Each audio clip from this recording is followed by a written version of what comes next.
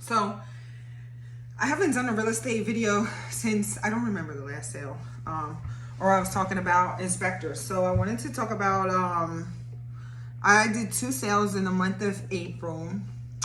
One was a flip, with like a fix and flip. So it was a rental property that I owned, purchased for, oh, sorry, I just went outside, so it was probably a bug. Purchase price was $30,000, plus paying back taxes. So I think I ended up buying it for $35,000. I rented it for about, I would say, a year and a half, and went in and fixed it up. Maybe put $5,000 into it, and sold it for $110,000.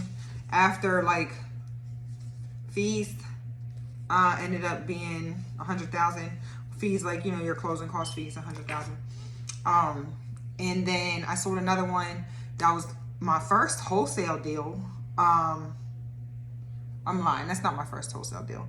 My first wholesale deal that I actually bought the property first. So previously I've wholesaled, and I bought the properties and would say, I wouldn't buy the properties. I'd say, I got this house under contract for this amount and I want you to pay me this much for it. I took the difference to spread. The property that I have now, the one that I just bought, I ended up buying it just because right now the market's so high that even in the area that it was in, I thought it was still worth it, right? So what happened was the homeowner was staying in the property. I actually kind of, so the homeowner was staying in the property. They've agreed to pay $775 a month in rent after me purchasing the property, or someone purchasing the property. And I had a partner on this that helped negotiate the deal.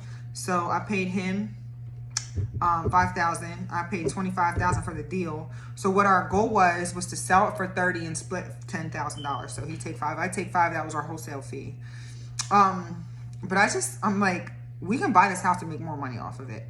And I think he was a little bit hesitant to do that. So what ended up happening is I paid $25,000 for the house. I paid $5,000 to him for his wholesale fee.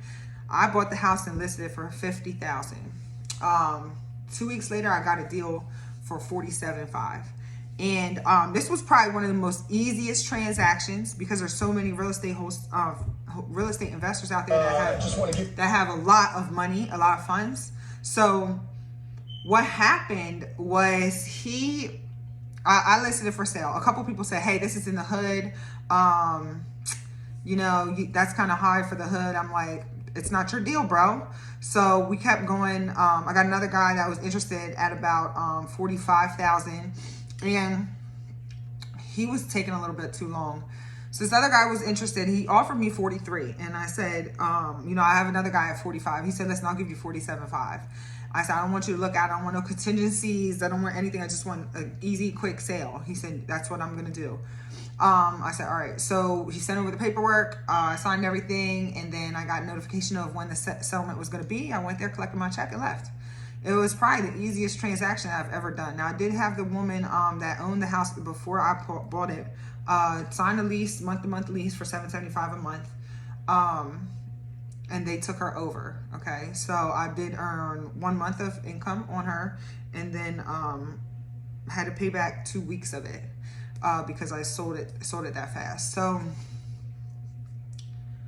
I'll say it was under contract in 2 weeks, and then we went to settlement about 2-3 weeks later because I purchased it April, I'm gonna say March 10th maybe, and then the sale actually occurred on the 22nd of April. So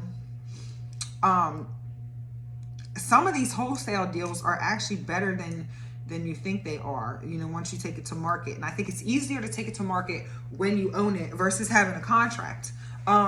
So, you know, I mean, obviously it's not a $200,000 house, but there are buyers out there. I think that's the biggest problem with most real estate investors or people that don't want to get into real estate. They'll say, oh, that's that neighborhood, blah, blah, blah. Somebody got to live somewhere. Everybody got to live somewhere, okay? And then, you know, you got to really know your market, because these guys are like, there's a couple guys that say, hey, I want to look at the property. I don't even message them back, okay? Because I know there's somebody out there that's going to pay for it without looking at it. This is the market that we're in. You got to recognize what market you're in. Also, The other, the guys that were mentioning that it's the hood, I mean, I know just as well as you do what the hood is. I'm probably more familiar with it than they were. So his attempt to push me down on the price, he lost the deal. And they don't even play with their own money. So I think that they kind of make mistakes on that, from that aspect, you know. But that comes from the owner of the company too, because you know, they got to realize what they're doing out there. But anyways, big company, you know, purchased the big local real estate investor purchased the house. Got my check. Went about my way. I didn't even meet them. They signed prior and they sent it to their lawyer, which is typically how I usually do mine, with a notary, with a with a title company. But I think that was one of the biggest takeaways for this year. So in a month, I was able to make $17,500 off a property, and I think that was definitely a win. Now the other house was a larger spread, but there's a lot more work involved. Plus, I actually listed on the market, and this is why people sell their houses to people like me, because you list your house on the market. First of all, you gotta pay realtor fees, closing costs, so it's usually about 10%. That's what I've noticed. So you spend 10%. They go through inspections and they cry about the inspection, or they talk you down on the price about the inspection, yada, yada, yada. So that's why some people are just like, hey, listen, I want to sell my house. This is what I want for it. Just give me it. I don't want to deal with going through the inspection. I don't want to deal with the lengthy mortgage process, waiting to make sure you get funded. I don't want to deal with this realtor. So I have another guy right now that's willing to sell because of the same reason, you know. Then by the time you end up going through all those negotiations and might have to fix things, et cetera, and you sell the house, you'll probably end up with the same amount you were going to wholesale for anyway. So I don't know, if you think about selling in that aspect, I think my deal was a little, like, if I actually would put that on the market for 50, yeah, I probably would have sold. I probably would have had to do work to it.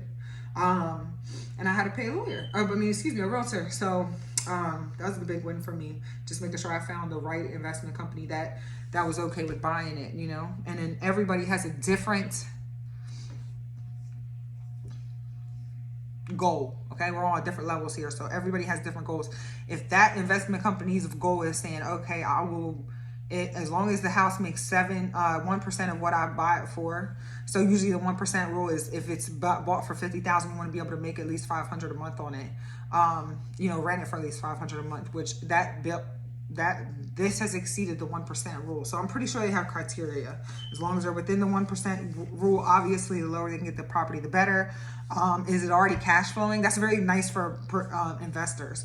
They don't have to go find a tenant, go do all that extra stuff. This person's already set up. They have their lease in place. They don't have to do anything else.